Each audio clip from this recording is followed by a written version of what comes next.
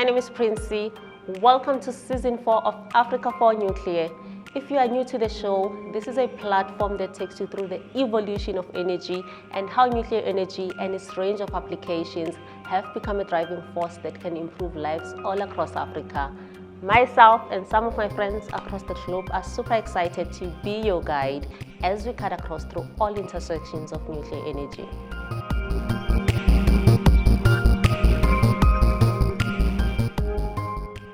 Today we are joined online by one of the experts and a respected leader in the nuclear industry, Dave Nicholls. Dave is the chairperson of NECSA board. He will be helping us understand the cost associated with building nuclear power plants. Dave, the cost issue, it is used to block the implementation of nuclear power programs in many countries, including South Africa. What's your take on this? I'm always very intrigued when people say, we mustn't ask the price because we know it's too expensive. And the logic is almost the reverse of that. If the anti-lobby believes that we cannot finance and that the cost of nuclear is too expensive and there's no financial deal to make it work, then they should encourage the request for proposal to be issued because the results would prove them right. It's almost the reverse, if I could be so clear, of the risk mitigation IPP project, which everyone is condemning because the car power ships won most of the deal. Whatever's missing is that their prices between what, R1.50 and R2 sort of range was the result of a performance-based RFP. In other words, give me power that I can have when I want it. And the key cost issue for the grid as a whole is, can you meet the demand of the people? And so you've got two prices from the renewable lobby, one of which is the bid window 5, which were actually outstanding prices by world standards of about, let's say, 40 cents a unit, which is really, really good. But at the same time, we got the price of what does it cost to make something which meets the needs of the people? And that was about R1, let's say R1.60, I don't know, whatever. And essentially, it's a factor of 4 between intermittency versus dispatchability. Fundamentally, the weakness in the renewable argument, which is they'll give you power when you want it. No, sorry, they'll give you power when they can give it to you, not when you want it. And we've tried that bit. It's called load shedding. The answer to my question is that whenever somebody turns to me and says, here is my model, and my model shows this solution works, my first approach is always to say, okay, if we use your modeling system and we apply it to the real world with real world data, do we get real world answers? All right. So if you're going to tell me that the modeling of nuclear is too expensive, then that should clearly show that countries that have nuclear plants and are building new nuclear plants are more expensive than countries that are doing renewables as their primary source. And exactly the opposite is what's happening. So if the benchmarking of your model against the real world gives you an answer which is not what you expected, you've got to question your model and your assumptions in your model. Was it cheaper to build Gube power plant? Was it cheaper to build all these ESCOM power plants that are currently existing? Why now there's an issue of cost when it comes to developing these programs? Back in the 1920s and 30s, people said electricity is needed for development of countries. We need to have a universal supply. Universal supply is not a new concept. It may be, and the only way we can do that is by having a socialized power system where the industry gets a rate of return when it invests, but there is no direct correlation between the tariff you pay for your kilowatt hour and the cost structure of the utility. So actually, although my tariff is entirely based on consumption, the utility costs almost entirely fixed charges, the capacity to be there. And that was a deal that was created back in the 1920s and 30s across the world. It wasn't, we did it in South Africa through the Munichs and through ESCOM. The Americans did it through their system and so on. And what happened was people said in the 1990s, this was not a good system, it was going to fail. So the system that ESCOM used up until, let's say, 1995 was the same system we've been using across the world since 1930s. What then happened was that system was closed down, and essentially the crisis we've currently got is a function of everybody saying the old model has failed, the new model will work, when in reality the old model was shut down. ESCOM didn't fail because it didn't build stations. It was told, you're not building power stations, the free market is. So yes, and even today, the idea of small mini grids, microgrids, whatever you want to call them, is a wonderful idea with PV and solar and everything else. But the reality is that it actually isn't. If it was working, we would be doing it without subsidy.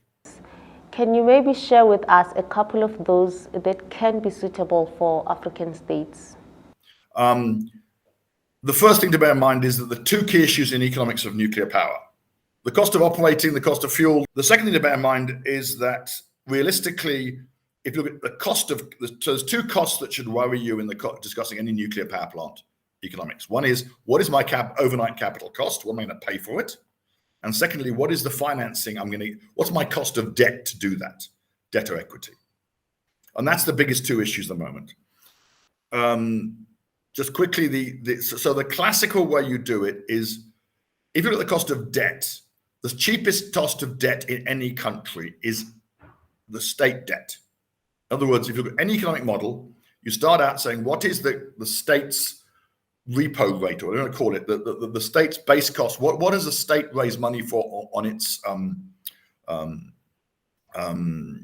for its need? And that is, in this country, about 3%, 4% real. So think of real because you mustn't include inflation, because inflation distorts everything. And any other financing model adds cost to that. The second way is, the course, build, own, operate, which is that you give somebody a concession. The government says to somebody, I will pay you money to build and run a nuclear power station for me. All the risks is with them. That's a nice concept that's often talked about.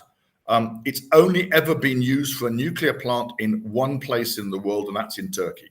The so-called build, own, build, operate, transfer, which is they build the plant, they operate it for a period, and they transfer it back to the parent company, to the state, also is a conceptual idea, but no one's made it work. So you're back to the fundamentals, which is some organ with state backing, either a private company with guarantees or a state organ, ends up procuring the plant and links its repayments post-startup to the PPA on the project.